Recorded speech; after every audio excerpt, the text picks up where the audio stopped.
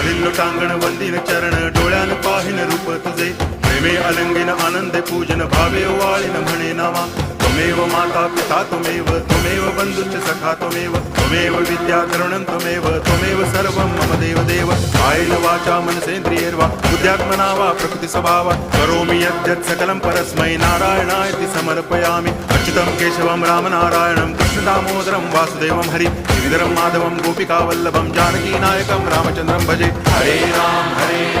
Ram Ram Hare Hare Hare Krishna